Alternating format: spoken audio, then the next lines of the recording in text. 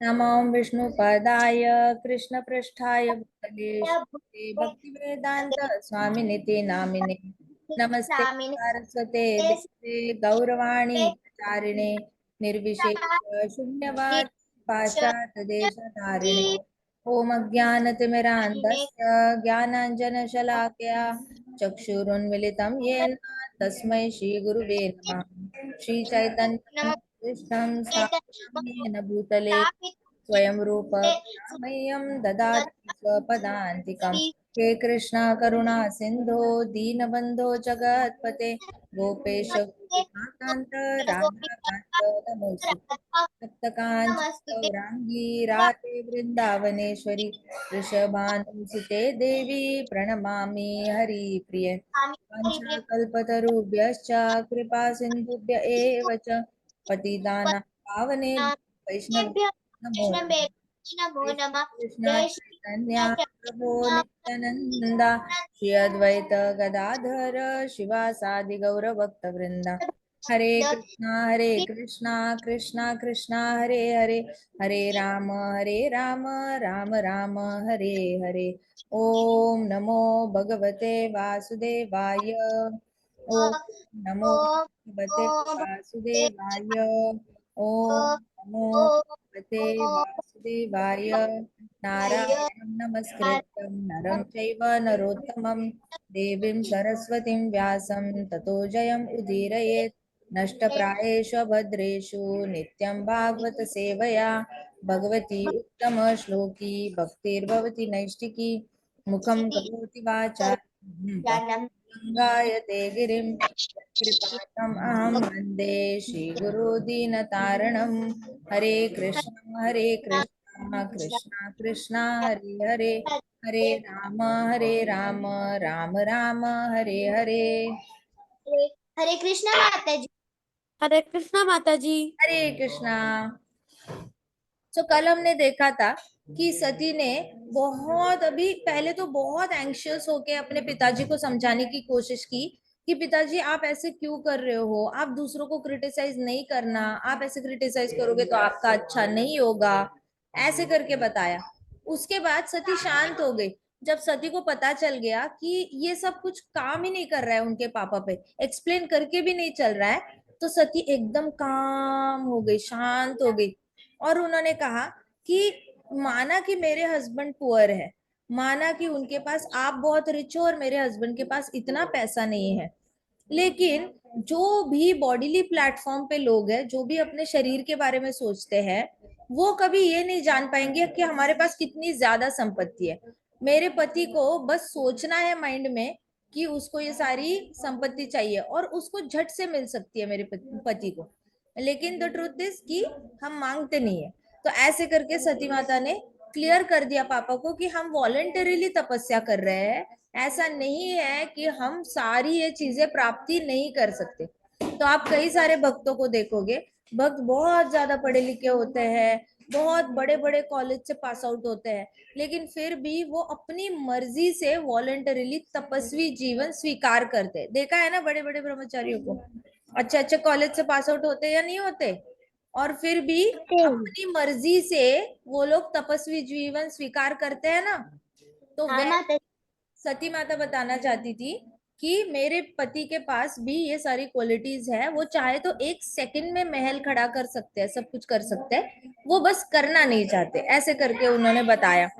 फिर सती के मदर बहुत रो रही थी, तब सती ने क्या किया, धीरे धीरे सती ग्राउंड पे जाके बैठी और सती नॉर्थ डायरेक्शन में देखा। सती ने किस डायरेक्शन में देखा, नॉर्थ डायरेक्शन में देखा, और अपनी ब्रेथ्स को कंट्रोल किया। ऐसे करके वो बैठ गई और अपने ब्रेथ को कंट्रोल करना शुरू किया। एक बार कंट्रोल करना शुरू किया तो उन्होंने अपने नीचे से प्राणवायु सबसे पहले अपने नेवल तक लाई, पहले नेवल तक लाई, फिर प्राणवायु कहाँ तक लाया, फिर उन्होंने अपने चेस्ट हार्ट चक्र तक, फिर प्राणवायु कहाँ तक लाया, थ्रोट तक, फिर प्राणवायु कहाँ तक लाया, बिटवीन आईब्रोज, फिर आईब्रोज में प्राणवायु आए तो शिव जी के लोटस फीट पे मेडिटेट किया। लोटस फीट पे मेडिटेट करने के बाद सती ने अपनी ही बॉडी के अंदर जितनी अग्नि थी उस पे फियर्सली मेडिटेट किया और अपनी बॉडी को अग्नि 99% बना दी और पूरा अपना शरीर जलाना शुरू किया। तब तक सती अपनी बॉडी को छोड़ के निकल चुकी थी, तो शरीर जल रहा था लेकिन सती माता को तकलीफ नहीं हो रही थी। ठीक है, तो ये वाली जो मिस्टिक पावर होती है ना, ये कई सारे योगियों में भी होती है। कल हमने डिस्कस किया था, बहुत सारे योगी है, जम्मू में भी है, हर जगह है, जिन्होंने लोगों के सामने ऐसी अग्नि में तपस्या करी है और अपने बॉडी को आग लगा दी है। तो ये ऐसे उनको मैच स्टिक की वगैरह जरूरत नहीं होती और उनको तकलीफ भी नहीं होती, क्योंकि उनकी आत्मा जो है बॉडी छोड़ के ऊपर के लोकों में जा चुकी होती है, जहाँ पे उनके गुरु होते हैं, जहाँ पे भी होता है। तो वो लोग वहां पे जाने के सपने देखते हैं, तो वो लोग वहां चले जाते हैं। अब सती माता का देखते हैं क्या होता है। इसके बाद सती माता ने जैसे ही अपने शरीर को अग्नि दी, तो दक्ष ऊपर से ना हाय हाय करके आवाज आई, बहुत बड़ी रोरिंग साउंड आई। और दक्ष को सब बुरा भला कहने लगे कि कैसा पिता है, ये बेटी इतनी ज्यादा पतिव्रता बेटी है, उसको सपोर्ट नहीं किया इसने, इसने अपनी बेटी को रोक देना चाहिए था, बेटी को नहीं रोका, कैसा पिता है। तो दक्ष की परी छीछी तू हुई। इसलिए कभी भी ऐसा कोई आता है ना, तो अपने परिवार पे कोशिश करना है, अपने परिवार पे कभी कोई मुश्किल ना आए, अपना परिवार सुरक्षित रहे, अपने परिवार पे कोई लांछन ना लगे। ऐसा काम कभी नहीं करना जिससे कि हमारे परिवार पे किसी भी तरीके का लांछन आ सकता है। अपनी अपनी खुद की जान देना भी परिवार पे लांछन आने वाला काम है। ठीक है, तो ये सारे जो काम होता है ना, कि हमारे जाने के बाद परिवार को कोई दुखी करेगा, कोई उनको बुरा भला बोलेगा, तो ऐसे काम नहीं करने। महाराज कहते थे कि जब भी आप घर से उठते हो ना संन्यास लेने के लिए, तो ऐसे निकलो कि घर वाले पूछे कि अरे क्यों जा रहे हो, रुको ना जरा, और आप तब निकलना चाहिए। ये नहीं कि घर वाले बोल रहे जाओ जल्दी जल्दी, क्यों नहीं निकल रहे हो। तो कहने का तात्पर्य ये है कि जब भी आप अपनी बॉडी भी छोड़ के जाओ ना, तो भी आपके घर वालों को किसी ने उंगली तक नहीं दिखानी चाहिए कि देखो उनके ये कैसे है, वो कैसे है, माता पिता कितने बुरे हैं, बच्चे कितने बुरे हैं, बाकी सब कितने बुरे हैं। आपके जाने के बाद भी आपके परिवार पे किसी ने उंगली नहीं उठानी चाहिए। इतना अच्छा बर्ताव रखना है, इसको कहते हैं भागवतम बिहेवियर। भागवतम बिहेवियर कहता है कि कोई भी ऐसी एक्शन मत लो जिससे कि आपके परिवार पे किसी भी तरह की आ जाए। ठीक है, तो अभी दक्ष ने तो कुछ भी नहीं किया था, अभी तो ना सती माता का ऐसे कुछ बोला नहीं था सती माता को उन्होंने, और ना ही सती माता के सामने शिव जी को कुछ बोला था। तो उसके बाद क्या हुआ, शिव जी को कुछ बोला नहीं था, फिर भी सती माता को गुस्सा आ गया और सती माता ने अपने आप को अग्नि दे दी। अब दक्ष ने एक्टिवली तो हर्ट नहीं किया था, लेकिन फिर भी क्या हुआ, दक्ष की बहुत ज्यादा बेइज्जती होगी। और दक्ष की बेइज्जती हुई तो नीचे जितने भी लोग थे ना, कुछ लोग कहने लगे कि नहीं सती गलत है, कुछ लोग कहने लगे दक्ष गलत है।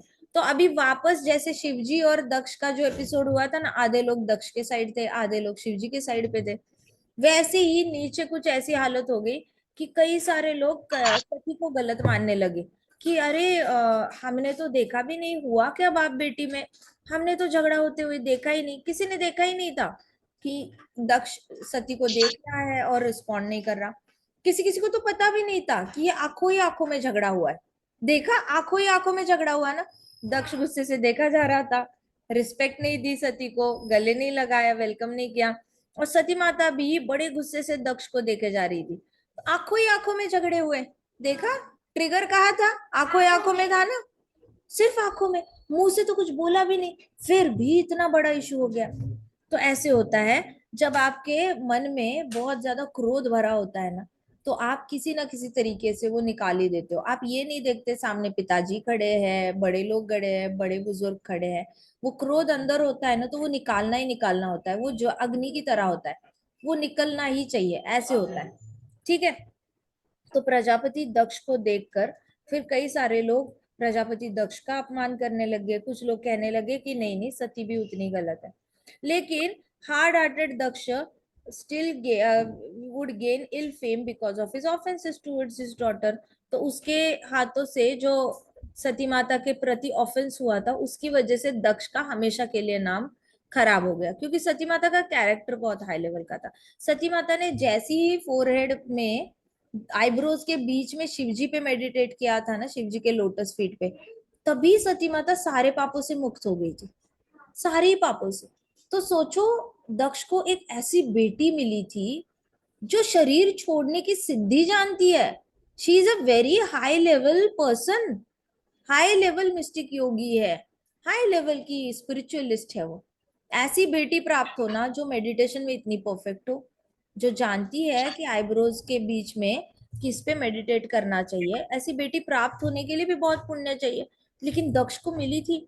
तो क्योंकि सती माता कैरेक्टर में बहुत अच्छी थी। अच्छा कैरेक्टर मतलब क्या होता है कि आप एक ही पार्टनर के होके रहते हो, आप दूसरे लोगों के बारे में नहीं सोचते। अच्छा कैरेक्टर में बहुत सारे क्राइटेरियाज आते हैं, लेकिन शादी के बाद सबसे पहला क्राइटेरिया होता है नो क्रॉस फ्रेंडशिप। मतलब आप मन में भी अपने हस्बैंड को छोड़ के किसी के बारे में नहीं सोचते, और अपनी वाइफ को छोड़ के किसी के बारे में नहीं सोचते। तो ये सुप्रीम कैरेक्टर माना जाता है शादी के बाद। ऑलराइट। वैसे तो बहुत सारे क्वालिफिकेशन है, काइंडनेस है, कंपैशन है, ऑनेस्टी है, सिंसेरिटी है, ट्रूथफुलनेस है, ये सारी क्वालिटीज गुड कैरेक्टर में आती है। लेकिन हाईएस्ट बेस्ट लेवल कैरेक्टर कौन सा होता है? आप मन में भी किसी ऑपोजिट जेंडर के बारे में नहीं सोचते विवाह के बाद। तो सती माता वो हाई कैरेक्टर लेके जन्मी थी, जहां पे सती माता शिवजी को छोड़ के किसी के बारे में कभी सोचती भी नहीं थी, ना मन में ना सपने में, गलती से भी उसके मन में कोई और नहीं आता था। तो इसलिए दक्ष को पाप लगा, क्योंकि सती माता जैसी हाईएस्ट कैरेक्टर वाली लेडी का दक्ष ने उसको रोकने की कोशिश नहीं की आत्महत्या करने से। तो दक्ष को बहुत ज्यादा उसका इल फेम हुआ, पाप लगा इन द सेंस उसकी कुप्रसिद्धि हुई। एक होती है सुप्रसिद्धि, दूसरी होती है कुप्रसिद्धि। सुप्रसिद्धि क्या होती है? जिसमें आपके बारे में अच्छा अच्छा बोला जाता है। और कुप्रसिद्धि क्या होती है? जिसमें आपके बारे में बुरा भला बोला जाता है। राइट। सुप्रसिद्धि क्या होती है? जी जिसमें हमारे बारे में अच्छा अच्छा बोला जाता है, और कुप्रसिद्धि क्या होती है? जिसमें हमारे बारे में कि बुरा और हमारे भला। बारे में बुरा। शाबाश। सॉरी। तो अभी दक्ष की कुप्रसिद्धि हुई क्योंकि एक बहुत हाई कैरेक्टर लेडी का उसने प्रोटेक्ट नहीं किया था, अपनी बेटी थी वो भी। अभी और ये क्यों हुआ? दक्ष को और डबल पाप क्यों लगा? क्योंकि उसकी एनवियसनेस थी शिवजी के साथ, ईर्ष्या करता था ना शिवजी की। तो ये डबल पाप, एक तो भक्त की ईर्ष्या करो, प्लस एक प्रॉपर पतिव्रता स्त्री की जान बचाने की ना कोशिश करो, तो डबल पाप लगाना, तो डबल कुप्रसिद्धि हुई। So while everyone spoke about voluntary death of Sati, Lord Shiva's disciples were ready to kill Daksha. सब यही बोल रहे थे कि सती ने तो अपनी मर्जी से जान दी है, सती ने तो अपनी मर्जी से जान दी है, किसी ने नहीं बोला था उसको जान दे दो, सती तो अपनी मर्जी से जान दे के गई। तो आधी पूरी असेंबली ऐसे बोल रही थी कि सती ने अपनी मर्जी से जान दी है, किसी ने नहीं बोला था, किसी ने जबरदस्ती नहीं की। और आधी असेंबली ऊपर से देवता लोग बोल रहे थे, ऐसा क्यों किया सती ने? सती के पास इतने अच्छे पिताजी है, इतना अच्छा पति है, सब कुछ तो है उसके पास, स्पिरिचुअलिटी भी है और मटेरियल ऑपुलेंस भी है। पापा का मटेरियल ऑपुलेंस, हस्बैंड की स्पिरिचुअलिटी, हो गई ना परफेक्ट लाइफ उसकी। तो ऊपर के देवता लोगों को विश्वास नहीं हो रहा था, तो वो हाय हाय करने लगे, हाय हाय सब कुछ अच्छा होने के बाद क्यों अग्नि दिला दी? तो नीचे के लोग बोल रहे थे सती ने अपनी मर्जी से अग्नि दी है अपने आप को, उसमें दक्ष की कोई भी गलती नहीं है। तब क्या हुआ ना, लॉर्ड शिव जी के जो डिसाइपल्स थे, लॉर्ड शिव जी के जो डिसाइपल्स थे, उन्होंने क्या डिसाइड किया कि जो भी सती के साथ आए थे वो दक्ष पे अटैक करेंगे। तो जब वो अटैक करने जा रहे थे दक्ष पे, क्योंकि उनके स्वामी के वाइफ की डेथ हुई थी, तो अब इन्होंने तो बदला लेना बनता था। तो भृगु मुनि आ गए। भृगु मुनि ने पूरा डेंजर देखा और अपनी ब्राह्मणिकल पावर्स यूज की। भृगु मुनि कौन है बताओ? भृगु मुनि कौन है?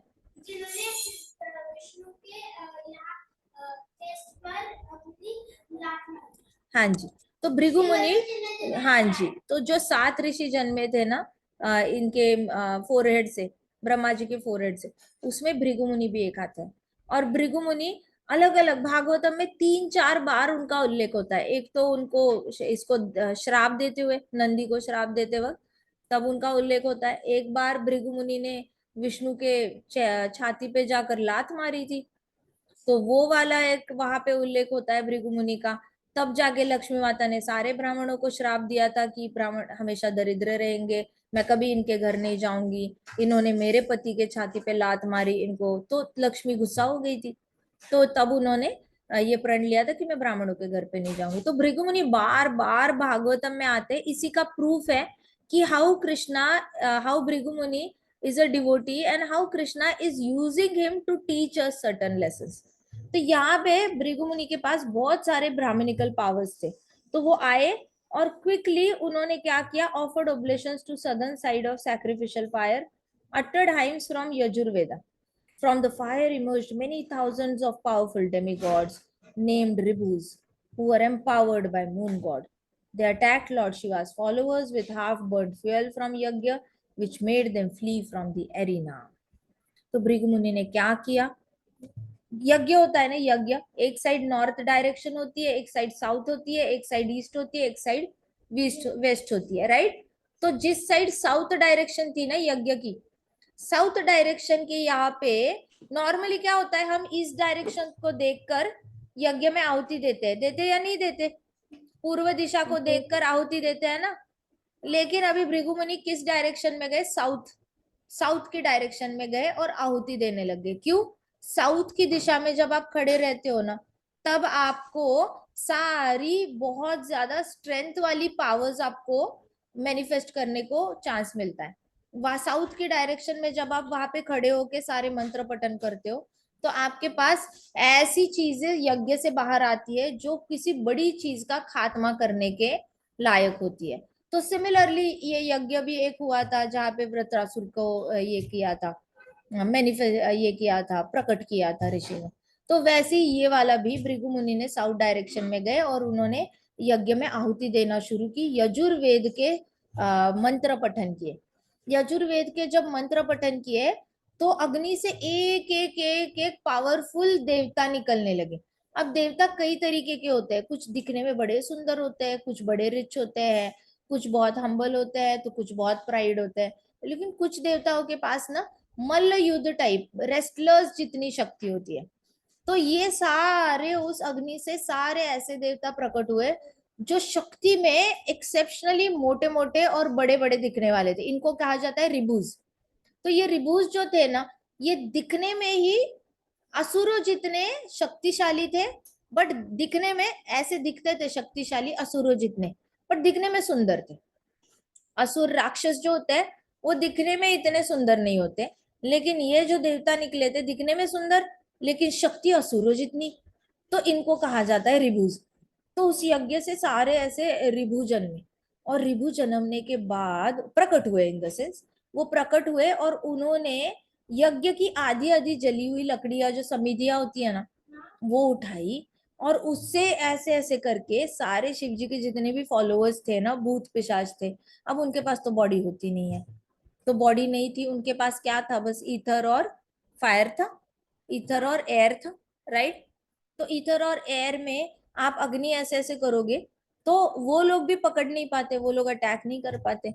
तो उनको भृगु मुनि के ये जो रिभूस थे ना, इन लोगों ने अग्नि दिखा दिखा के भगा दिया, because that agni converts into a very suffocated air.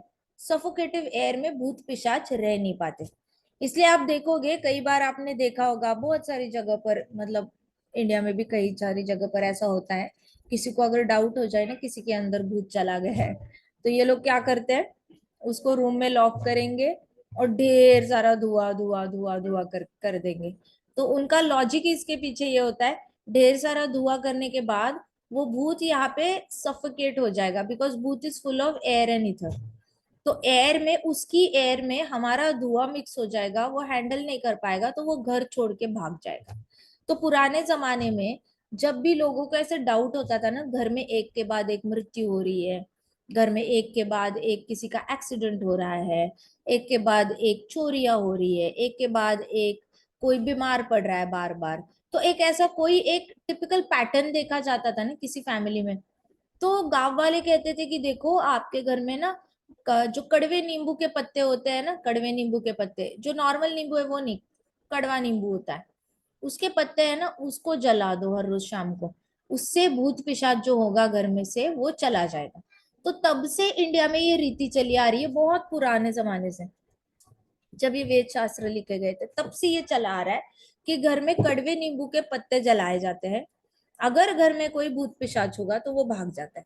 लेकिन जब चैतन्य महाप्रभु आए, महाप्रभु ने सीधे बताया कि आपको बस हरि नाम लेना है, भूत पिशाच चांडाल ये सारे जितने भी होते हैं वो आपके आसपास भटकेंगे भी नहीं। और सिर्फ भूत पिशाच चांडाल की क्या बात कर रहे हो, आपके पास तो यमराज जी भी आने से डरेंगे। यमराज जी को जगन्नाथपुरी में एंट्री नहीं है, वो हरि नाम जहां लिया जा रहा है, जहां पे भागवत कथा हो रही है, वहां पे क्या यमराज जी आएंगे। यमराज जी ऐसे घर में पाव भी नहीं रखते जहां पे भागवत कथा होती है। जिस घर में भागवत कथा का श्रवण होता है हर रोज, वहां पे भी यमराज जी पाव नहीं रखते। क्योंकि अभी भी आपके घर में अगर भागवत कथा सुनाई दे रही है, वहां के सारे भूत पिशाच भाग जाएंगे। They are not interested in Bhagavatam. कौन भागता है भागवतम से दूर? जिसके अंदर असुरी क्वालिटी होती है वो भागवतम से दूर भागता है, जिसके अंदर देवताओं वाली क्वालिटी होती है वो भागवतम से अट्रैक्ट होके आता है। तो भागवतम, यमराज जी को एक दिन भागवतम सुनना था, ठीक है, और भागवतम सुनना था तो उन्होंने 1 महीने की छुट्टी ली। तो 1 साल चलने वाला था वो यज्ञ, भागवतम जहाँ कथा होने वाली थी। तो यमराज जी 1 साल तक कहीं पे भी नहीं गए थे, अपने ऑफिस से छुट्टी ली और भागवतम सुना। तब से जहां जहां पे भागवतम होता है ना, वहां पे शिव जी प्रेजेंट नहीं रहते। उन लोगों की मृत्यु कराने के लिए शिव जी नहीं आते, साक्षात विष्णुदूत आते हैं, या फिर कृष्णा डायरेक्टली आते हैं, या आचार्य आ जाते हैं। लेकिन यमराज नहीं आ सकते, क्योंकि यमराज जी जहाँ पे भी भागवत कथा होती है ना, वहां पे वो अलाउड ही नहीं है उनको जाना। Now he is not allowed. उन्होंने खुद भागवतम सुनी है, उनको पता है कितना महान है भागवत ग्रंथ। तो वो बिल्कुल भी ऐसे लोगों की जान लेने के लिए जाते नहीं है। तो यहाँ पे क्या हुआ ना, रिभुज आए, और रिभु किसने उनके अंदर शक्ति डाली थी? मून गॉड ने शक्ति डाली थी। अब मून गॉड, आप सबको पता है कि मून का वेनिंग और वैक्सिंग होता है। तो मून कभी धीरे धीरे धीरे बड़ा होता है, कभी धीरे धीरे धीरे ऐसे छोटा होता जाता है। तो ये रिबूज की भी शक्ति धीरे धीरे धीरे बढ़ती जाती है, धीरे धीरे धीरे होती रहती है। तो जो भी मून गॉड एम्पावर करेंगे ना, तो कई सारे आपने सुना होगा, कई सारे लोग कहते हैं कि अरे पूर्णिमा का चंद्र होता है तब मैं बहुत पॉजिटिव रहती हूँ, लेकिन जब चंद्र आधा हो जाता है, कम कम कम होता रहता है, मैं धीरे धीरे नेगेटिव होने लगती हूँ। तो ऐसे बहुत सारे आज भी कलयुग में लोग इस पे विश्वास करते हैं कि वो उनको रूल करने वाले मून गॉड है। हालांकि हमें रूल करने वाले साक्षात परमात्मा हमारे हृदय में बैठे हुए हैं। हम बस परमात्मा को नहीं देखते, आंखें ऊपर करके मून को देखते हैं। हमारे हृदय में ही कृष्णा है, झांकेंगे तो पता चलेगा। देखो जरा उनको, ध्यान दो, नाम लो, हृदय से काम क्रोध मोह माया लोभ मत्सर सब निकाल दो, कृष्णा को आइस पाइस लेटने के लिए जगह दो, अच्छा से बड़ा सिंहासन रखो हृदय में अपने, पूरी तरह डायमंड से सजा के बड़ा सा सिंहासन रखो जिसमें कृष्णा लेट सके। इतनी जगह दो अपने हृदय में कृष्णा को। और ये जगह कैसे आएगी? जब हम अपने हृदय से अनर्थ निकाल देंगे। तो हृदय से अनर्थ कैसे निकालेंगे? भगवान की सेवा करके, भगवान का नाम लेके, हरि नाम लेके, भागवतम को सुनकर, भागवतम का स्मरण करके, as easy it is there. But moon god से जो लोग बहुत मून गॉड पे डिपेंड रहते हैं ना, वो लोग बहुत मूडी भी बन जाते हैं। मून गॉड पे डिपेंड रहने वालों को तो यही मिल जाता है, बहाना ही मिल जाता है बोलने का कि अच्छा अच्छा मैं बहुत हैप्पी क्यों हूँ, क्योंकि मून गॉड बड़े हो रहे हैं अभी। अरे मैं सैड क्यों हूँ, क्योंकि मून गॉड की वेनिंग चल रही है, अभी छोटा छोटा छोटा होता जा रहा है चंद्र। तो ऐसे नहीं होता। But then some people want to be ruled by moon god, what can we do? तो वैसे ही रिबूज थे, उनको एम्पावर किया था मून गॉड ने। उन्होंने अटैक किया शिव जी के फॉलोअर्स पे, हाफ बर्न फ्यूल के साथ यज्ञ से निकाला और सब भाग गए। तो इसलिए कहते हैं जिस घर में भी भूत पिशाच का डर लगता है, उन लोगों ने हमेशा घर में धुआं करना चाहिए इसका। बट हम डिवोटीज तो नहीं करते, क्योंकि डिवोटीज तो टोटली महासंकीर्तन यज्ञ पे डिपेंड रहते हैं। और महासंकीर्तन यज्ञ क्या होता है? हरे कृष्णा महामंत्रा का सबने मिलकर आके जाप करना, ठीक है, और वो भी मेलोडियसली। फिर lord Shiva was enraged. Shiv ji को अभी बड़ा गुस्सा आया। उनकी पत्नी की मृत्यु हो चुकी थी, पत्नी अभी अभी तो घर से गई और अपने पिताजी के घर पे जाके जान भी दे दी उन लोगों ने। अब कॉमन सेंस सोचो, हमारे घर में अगर ऐसा कोई सिनारियो हो कि घर की बहू जो है अपने मायके गई और वहां पे उसने अपने आप को जला के जान दे दी, तो यहाँ से फैमिली क्या सोचेगी? फैमिली तो यही सोचेगी ना, क्या उसके माता पिता आंखें बंद करके खड़े थे? उसके माता पिता ने उसको रोका क्यों नहीं? चलो माता पिता ने नहीं रोका, उसकी बहनें क्या कर रही थी, उसका भाई क्या कर रहा था, उसके पड़ोसी क्या कर रहे थे? इतने सारे लोग ऐसे कैसे बस देख रहे थे ड्रामा होते हुए, उन्होंने रोका क्यों नहीं? ऐसे सवाल आएंगे या नहीं आएंगे हमारे मन में? यस और नो? इफ अगर आप अटैच्ड हो उस इंसान से तो आएंगे ना। बस सोच के देखो, अपने घर का कोई इंसान मायके गया है और वहां पे जाके किचन में अपने आप को अग्नि लगा देता है, तो हम कितना ज्यादा क्वेश्चन करेंगे, घर में जो भी लोग हैं उन पे क्वेश्चन करेंगे ना। तो शिव जी को भी गुस्सा आ गया। शिव जी को लगा मेरी पत्नी अभी तो घर से बाहर गई थी, मुझे लगा ज्यादा से ज्यादा उसका वहां पे अपमान होगा, लेकिन ये नहीं पता था कि इतना अपमान वो ऐसे होगा। हालांकि शिव जी तो चलो, शिव जी को सब पता होता है, प्रेडिक्ट तो किया ही था, शिव जी ने बताया था कि तुम सह नहीं पाओगे अपमान। बट देन शिव जी को बहुत गुस्सा आया जब उनको पता चला कि सती माता ने अपने आप को अग्नि अग्नि दे दी। सती माता का मेन कारण ये भी था अग्नि देने का, कि वो नहीं चाहती थी कि वो अपनी बॉडी रखे, ऐसे फैमिली से आई हुई बॉडी रखे जो फैमिली शिव जी का अपमान करती है। और अंतरंग कारण देखा जाए ना, तो अंतरंग कारण ये भी था कि मैंने पति की बात ना मानकर ये स्टेप लिया है, अब मैं वापस पति के पास कैसे जाऊं? तो ये सेकंड रीजन है। विश्वनाथ चक्रवर्ती ठाकुर जी कहते कि सती इतनी ज्यादा पतिव्रता थी, इतनी ज्यादा चेस्ट थी, चेस्ट मतलब बहुत ज्यादा लॉयल थी अपने हस्बैंड से। तो सती माता को खुद ही लग रहा था कि अब इतना ज्यादा यहाँ पे इतना ज्यादा ये हो गया है, तू तुम्हें में वही है, अब मैं वापस अपने हस्बैंड के घर जाकर क्या बताऊं हस्बैंड को? मेरे पापा ने मेरा इंसल्ट किया, मेरे पापा ने मुझसे बात नहीं की, मेरी अनाउंसमेंट नहीं हुई, मेरा वेलकम नहीं हुआ, मैं आपकी पत्नी के ओहदे से गई लेकिन आपकी भी इज्जत डाउन हो गई, वहां पे कोई आपकी इज्जत नहीं कर रहा था, फिर भी मैं चुप करके सह के वापस आई। तो सती माता के मन में इतने सारे क्वेश्चंस थे ना, तो सती माता ने सोचा कि चलो मैं अपनी बॉडी को ही जला देती हूँ, क्योंकि मैं अभी हस्बैंड के घर वापस तो नहीं जा सकती। तो ये भी एक अंदरूनी कारण था, लेकिन शिवजी तो शिवजी है, शिवजी को तो बहुत प्यार है अपनी पत्नी से, तो उनको बड़ा गुस्सा आया। और नारद मुनि आए शिवजी के पास। नारद मुनि ने सब कुछ शिवजी को बता दिया। अब आप सोचोगे नारद मुनि क्यों गए शिवजी के पास, क्या जरूरत थी नारद मुनि को ये सब बताने की? तो हमने कृष्णा स्टोरीज में ऑलरेडी डिस्कस किया था कि नारद मुनि जब भी कुछ भी करते हैं ना, वो highest benefit of living entities के लिए करते हैं। जब नारद मुनि ने कंस को बताया था कि कृष्ण ऑलरेडी प्रकट हो चुके हैं और वो नंद बाबा के घर में पल रहे हैं, ये सारा डिस्क्लोजर दिया था, तब भी नारद मुनि चाहते थे कि फटाफट कृष्ण को, कृष्ण भगवान बड़े होने के बाद जल्दी आए और कंस की मृत्यु कराए। तो कंस जल्दी जल्दी अटैक करे कृष्णा पे, फिर जल्दी जल्दी कृष्णा मथुरा आए और कंस को मार दे, क्योंकि कंस बहुत सारे लोगों को तंग कर रहा है, बहुत डिवोटीज को तंग कर रहा है, यज्ञ नहीं करने दे रहा। तो नारद मुनि का इंटेंशन क्या था? सारे जीवात्माओं का, जितने भी भक्त भक्त जीवात्मा है उनका भला करना, उनके ऊपर से कंस का जो बुरा साया है वो हटा देना था नारद मुनि को। वैसे ही अभी नारद मुनि जी को बहुत बड़ा प्रॉब्लम को अवॉइड करना था जो आने वाला था। तो नारद मुनि ने जल्दी से बीच का suspense cut, just cut to the point, आए आके सब कुछ बताया शिव जी को कि देखो आपकी बेटी के साथ ऐसे, आपकी वाइफ के साथ ऐसा ऐसा हुआ और आपकी वाइफ ने अग्नि में अपना देह त्याग दिया है। So how Daksha had humiliated, उन्होंने ये भी बताया कि दक्ष ने काफी अपमान किया सती का, और फिर सती सती को इंसल्ट भी किया, सैक्रिफाइस का बिल्कुल भी वेलकम नहीं किया सती को वहां पे। और फिर how she felt so insulted, Sati भी बहुत इंसल्टेड फील कर गई, बहुत हर्ट फील गई कर गई, और फिर सती ने मृत्यु को एक्सेप्ट कर लिया, ये सब बताया। और लॉर्ड शिवा के सोल्जर्स ने कैसे अटैक करने की कोशिश की, लेकिन रिबूज ने उनको भगा दिया, भृगु मुनि के रिबूज ने उनको भगा दिया। ये भी सारी चीज बिल्कुल एक पैराग्राफ में नारद मुनि ने फटाक से शिव जी को सब बता दिए।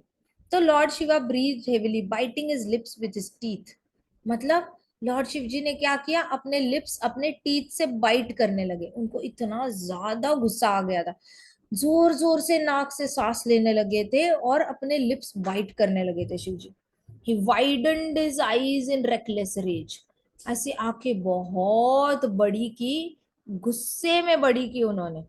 He plucked a strand of hair from his head. उन्होंने आंखें बड़ी की और अपने बालों में से एक बाल, ऐसे स्ट्रैंड होता है ना बालों का, ऐसे वो ऐसे साइड किया, प्लक किया मतलब खींचा, और उसमें से इलेक्ट्रिसिटी जैसा, मतलब जैसे ही खींचा ऐसे लगा जैसे उसमें से बिजली चमकी हो, तो ऐसे निकाला. He started to laugh but he wasn't happy to laugh. तो शिवजी हंसने तो लग गए, लेकिन जो हंस रहे थे ना, तो वो कोई खुशी वाली हंसी नहीं थी. उस हंसी में कोई हैप्पीनेस नहीं थी. वो हंस रहे थे स्टुपिडिटी पे, और वो हंस रहे थे गुस्से में. वो हंस रहे थे बहुत ज्यादा क्रोध की अग्नि में जलने जैसी जो हंसी थी ना, वैसे हंस रहे थे शिव जी.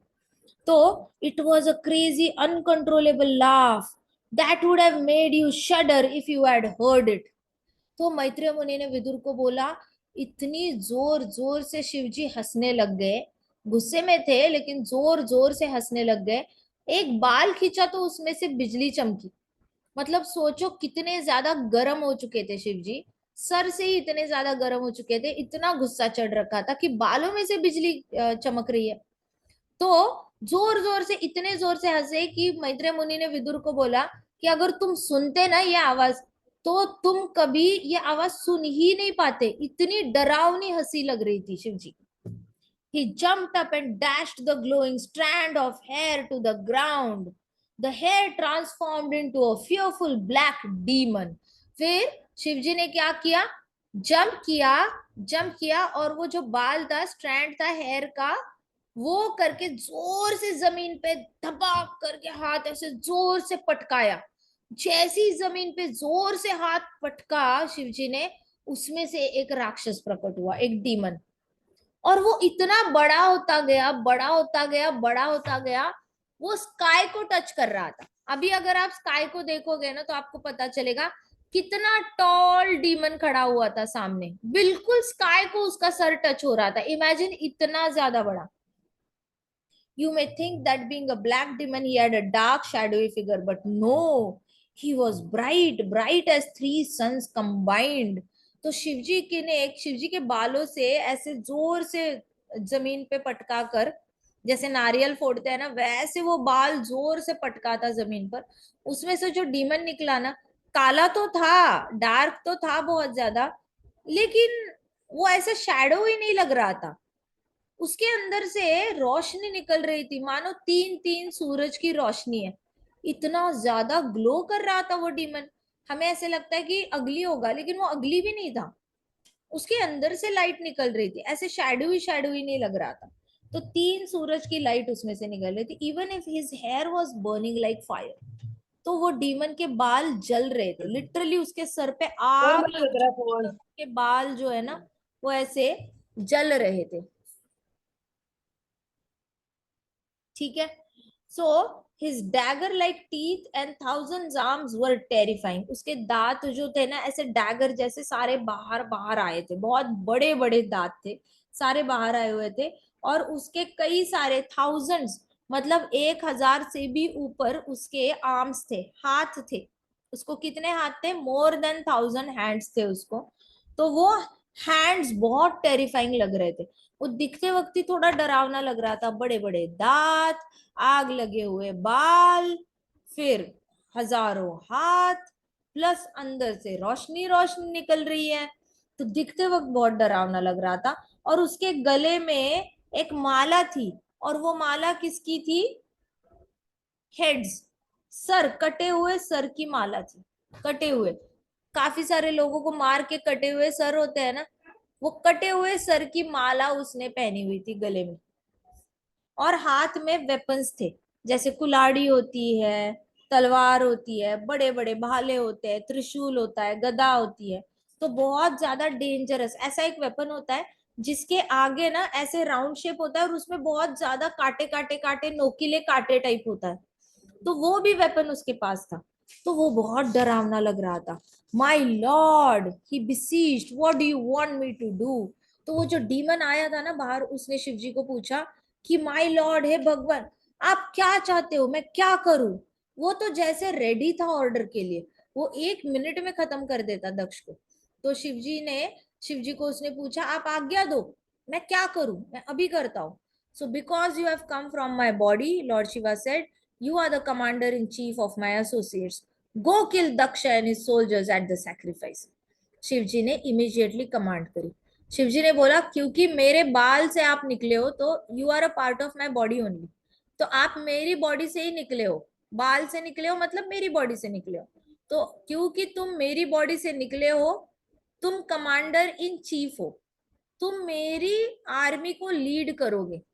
तो अभी हमारी जितनी भी भूत प्रेत पिशाचों की आर्मी है उनको लेके जाओ, वहां पे जाके दक्ष को भी मारना और दक्ष के सैनिकों को भी मारना, जो भी दक्ष को सपोर्ट करेगा उनको भी किल कर देना।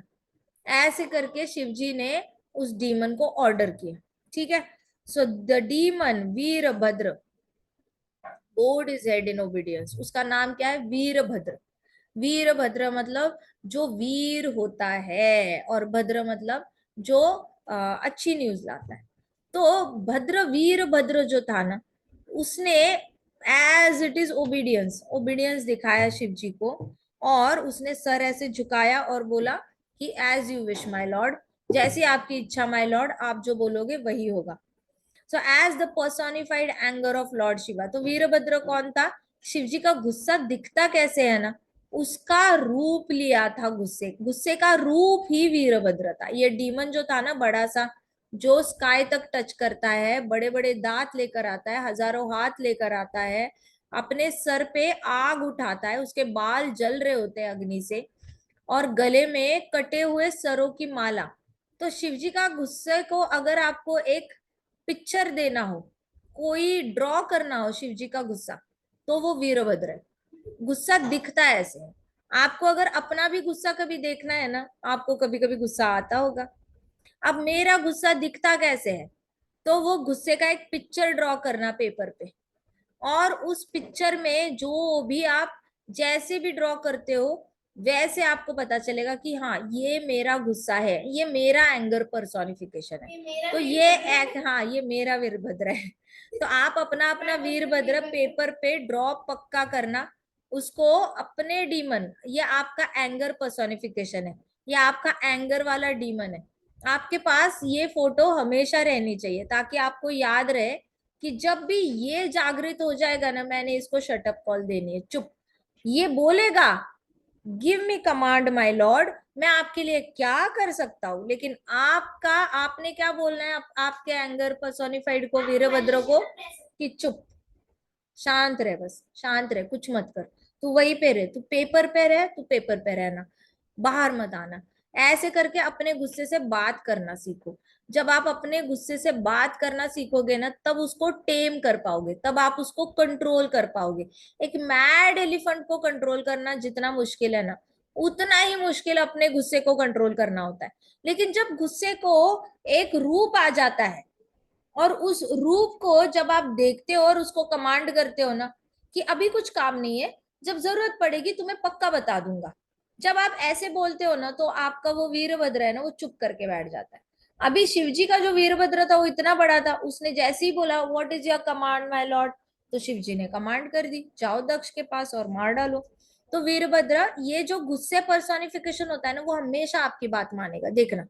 आपके अंदर का जो वीरभद्र है ना, आप कुछ भी उसको ऑर्डर दे दो, उसको बोलो जाओ इसको थप्पड़ मार के आ जाओ, वो थप्पड़ मार के आएगा। आप अपने गुस्से को बोलोगे जाओ इसको उल्टा बोल के आ जाओ, वो उल्टा बोल के आएगा। आप अपने गुस्से को बोलोगे जाओ पिताजी को माताजी को उल्टा बोलो, तो वो उल्टा बोल के आएगा। उसने तो आपकी बात जैसी तैसी, बुरी है अच्छी है, उसने तो बुरी बातें इमीडिएटली माननी है, अच्छी भी बातें मान लेता है, प्रोवाइडेड आप अच्छा बताओ उसको। तो हमारे अंदर के डीमन को ना अच्छा बताने की आदत डालो, ताकि वो हमेशा शांत रहे। उसको ये फर्क नहीं समझ में आता अच्छा या बुरे में, उसको बस इतना पता चलता है कि मुझे कुछ बताया जा रहा है और मैंने वो करना है। सो ये जो पर्सोनिफिकेशन होता है ना वीरभद्र का, उसको कमांड देने की आदत डालो। आप अपनी अपनी लाइफ में आप सब लोग अपने अपने कमांडर हो, इतना याद रखना। You all are commanders in your own ways. Now you have to learn how to command. So learn how to command your anger, anger personification, learn how to command your brain, learn how to command your mind. ये जो आपके पास ये जो विद्या आएगी ना, ये वाला skill आएगा ना, उस दिन आप हमेशा के लिए अपने गुस्से पे विजय प्राप्त कर सकोगे। So Bhagavatam teaches us how to really face circumstances without anger. अभी यहाँ पे शिव जी का जो डीमन खड़ा है ना, वो तैयार हो गया, और as personified anger of lord Shiva उसने शिव जी की परिक्रमा भी की। तो हमें भी गुस्सा आता है ना, हमारा भी वीरभद्र हमारी परिक्रमा करता है। ये भी गर्म हो चुका होता है, ये भी गर्म हो चुका होता है, ये भी गर्म हो जाता है, हाथ भी गर्म हो जाते हैं, मन करता है किसी को लगा दे। तो चारों ओर से हमारा वीरभद्र हमारी परिक्रमा कर रहा होता है। तो इसलिए जो लोग बहुत वायलेंट होते हैं ना, बाहर जाके किसी का खून कर देंगे, किसी को गोली मार देंगे, घसीटेंगे, पीटेंगे, उनके अंदर कौन सी क्वालिटी होती है? उनका वीरभद्र उनकी परिक्रमा कर रहा होता है, पूरी बॉडी को गर्म कर रहा होता है उनकी, ताकि ये लोग जाके वायलेंस करें। क्योंकि इन लोगों के पास ये विद्या ही नहीं होती, शास्त्र विद्या नहीं होती, भागवतम का ज्ञान नहीं होता कि कैसे वीरभद्र को चुप कराना है। अब वैसे ही वीरभद्र ने क्या किया, शिव जी की परिक्रमा की और अपने मिशन पे चल पड़ा। As he walked the large bangles on his legs seem to roar. जैसे जैसे वो चल रहा था, उसके पाँव में कुछ कड़े थे ना, वो कड़ों की आवाज आती थी, टक टक टक। और वो जो आवाज आती थी वो इतनी बड़ी आती थी ना, इतनी ज्यादा बड़ी आवाज आती थी कि सबके ऐसे बॉडी कांप उठती थी, इतनी बड़ी आवाज आती, क्योंकि उसके लेग्स भी बहुत बड़े थे। मतलब मानो एक बहुत बड़ा खंबा, अगर उसकी हाइट स्काई तक है तो सोचो उसके लेग्स बड़े खंबे से क्या छोटे लगेंगे? नहीं। तो वो जैसे वॉक कर रहा था, उसके पाव में जो बैंगल्स थी उसकी बहुत रोरिंग साउंड आ रही थी। और ही carried a very fearful Trident. उसके हाथ में जो त्रिशूल था ना, वो बहुत डरावना था, क्योंकि बहुत शार्प था। वो इतना शार्प था कि उसके जो पॉइंटर्स थे ना, वो भी चमकते थे, उसमें उसी की लाइट पड़ती थी और वो चमक रहे थे। जहां जहां पे बहुत शार्पनेस है ना त्रिशूल को, वो शार्पनेस पे ही चमक आ रही थी। तो देख के ही पता चल रहा था कि त्रिशूल किसी को टच भी कर गया तो वो ऑन द स्पॉट मर जाएगा। तो उसका त्रिशूल भी बहुत डरावना था। और लॉर्ड शिव जी के फॉलोअर्स जो थे वो उसके पीछे पीछे से जा रहे थे। He reached Daksha's sacrificial arena. The priests and brahmanas and their wives wondered where the strange darkness had come from. अब जैसे ही दक्ष के यज्ञ के यहाँ पे वो पहुंचे, तो वहां पे देखा बहुत सारे ब्राह्मण थे, बहुत ज्यादा ऋषि थे, और इन लोगों की पत्नियां भी वहां पे थी। तो सारी पत्नियां, ब्राह्मण पत्नियां सोचने लगी कि अचानक से अंधेरा कैसे आ गया, यज्ञ चल रहा है, रोशनी है, अचानक से ऊपर से अंधेरा कैसे आ रहा है। तो उन्होंने सोचा कि मैं भी बाहर आंधी तूफान चल रहा है, जैसे हमें भी घर में अगर आसपास धूप है और अचानक से छाव छाव फील हो, तो हमें लगता है बारिश होने वाली है क्या? ऐसे वेदर इतना काला काला क्यों हो गया है, अंधेरा अंधेरा क्यों हो गया है दिन में।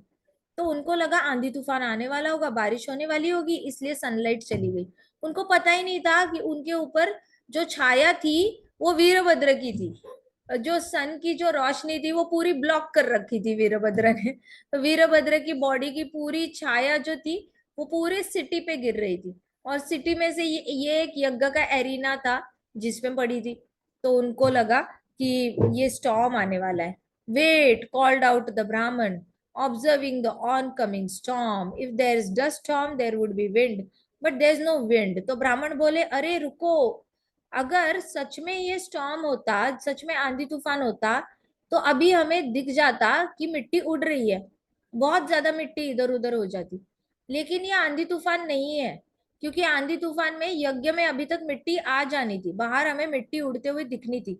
यहाँ पे तो कहीं पे भी मिट्टी उड़ नहीं रही है, कहीं पे भी जोरों शोरों से हवा नहीं चल रही है, कोई भी यहाँ पे ऐसे चीजें उड़ उड़ नहीं रही है अपने आप।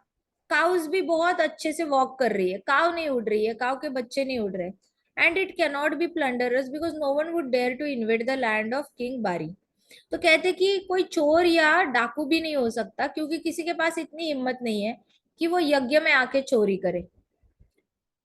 Could it be the end of the world? तो ब्राह्मणों को क्या लगा, क्या अंतिम समय आ गया है? अब क्या प्रलय आने वाला है? पूरा ब्रह्मांड क्या डूबने वाला है? ऐसे उनको लगा, क्योंकि आंधी तूफान तो है नहीं, अचानक से अंधेरा कैसे हो गया? कुछ तो हवा चलनी चाहिए ना, हवा तो नहीं चल रही थी। तो इसलिए उन्होंने कहा कि हमें पक्का लगता है प्रलय आने वाला है और वर्ल्ड एंड होने वाला है। ठीक है, बाकी कथा हम कल करते हैं। अरे 9 बजे। ग्रंथराज श्रीमद् भागवतम की, जय शिला प्रभुपाद की, जय श्री श्री राधा सुंदर की, जय श्री कृष्ण बलराम की, जय वृंदावन धाम की, जय गौर निताई की, जय छोटे छोटे भक्तों की, जय भक्तों के माता पिता की। जय हरे कृष्णा कृष्णा कृष्णा हरे हरे राम हरे राम राम हरे हरे। हरे हरे कृष्ण महासंकीर्तन यज्ञ की। माता हाँ जी। माता जी आपने कल बोला था कि हम लोग अगर कुछ हमें चाहिए होगा तो भगवान करते हैं, तो इस बार मैं नीचे गया था और कुछ नहीं आया था, और मैंने बोला कि अभी तक क्यों नहीं आया, मन में बोला तो सिर्फ 5 मिनट में अपना फ्रेंड्स आना शुरू हो गया। कृष्णा ने इच्छा पूरी कर दी। देखो, कृष्णा इज सो मर्सीफुल। आपको दोस्त भी भेज दिए कृष्णा ने। जय हरि बोल, हरि बोल, हरि बोल। बहुत अच्छी ग्लोरी, ये है सेल्फ रियलाइजेशन है अच्युत की। Very good. देखो, अच्युत की तरह सीखो। आप अपनी लाइफ में जो कुछ भी होता है ना, उसमें कृष्णा का हाथ ढूंढना सीखो। हर चीज में कृष्णा का हाथ होता है, हमें ढूंढना आना चाहिए बस। जिसको कृष्णा का स्मरण होता है ना, उसको पता चलता है कृष्णा ने कैसे अरेंज किया। और जिसको कृष्णा का स्मरण नहीं होता, उसकी लाइफ में बहुत अच्छी अच्छी चीजें हो रही होती है, लेकिन वो कृष्णा का उसमें हाथ नहीं देख पाता। So learn to see the hands of Krishna in everything. All right, very good Achyut.